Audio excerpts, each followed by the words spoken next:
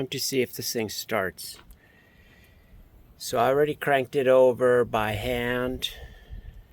I took glow plugs out. Right here is 4 of them. 1, 2, 3, 4 on each side. I removed all the glow plugs, WD-40 in the cylinders, added a little bit of oil, cranked it over a bunch of times by hand. I've got the front crank disconnected. You know, this goes to here and there's a pulley missing, but I disconnected it so that I can put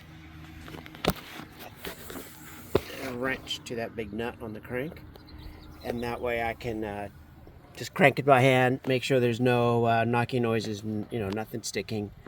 So I've already cleaned up everything,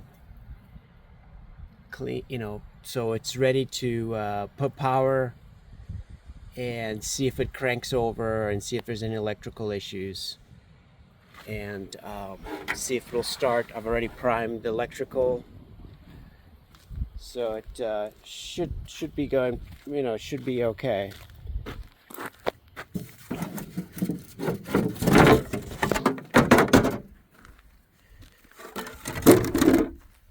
Just gotta connect this and start cranking.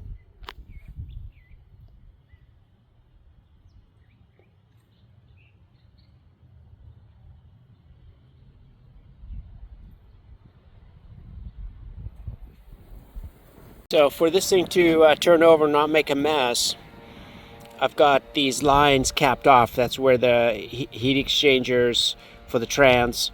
I just did a loop so that when the transmission's turning, it'll just go around and around. Obviously you can't do this for very long so it overheats, but at least I can get the tranny going through the tranny filter and fluids and flushing out dirt. I've already dropped the pan, put a new filter on it before I started it. So I'll drive it, maybe half hour or so, drop the pan again, flush it again, just to prevent problems. So this is the engine. Engine bypass to the coolers, same thing. Just put a 90 male to male and connects to 2 females. This is the steering, and steering's not connected. So steering's on this side for the reservoir, but the steering pump is not connected, so I don't need to worry about that. And those are for the alternator power lines. I just got to keep them out of the way so they're not grounding. And it's good. It's good for now. So now I've just got to start assembling intake, alternator, and all the rest of it. Let's give it another go.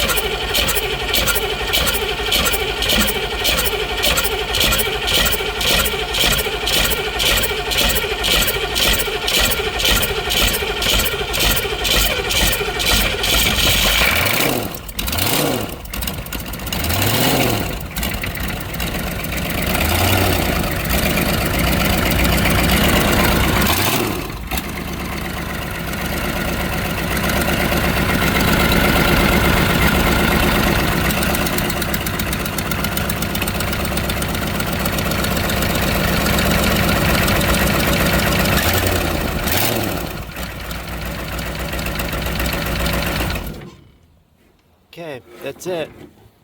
It's got a lot of WD-40 in the exhaust, mufflers, so it's going to be smoky, but just want to get it started. It had oil pressure around 30-ish, so this is a good motor. Now it's time to do the intake and connect everything. Time to start putting alternators and all that stuff. So I'm happy with the motor. Time to invest a little more time and money into it. So before I just start lots of cranking, I like to bleed it and just gently bring it back with oil pressure. So by cranking it with no diesel, no glow plugs, it's pretty gentle on the motor, and it'll start lubricating, bringing some pressure up. But it's a good motor. Just got to finish it.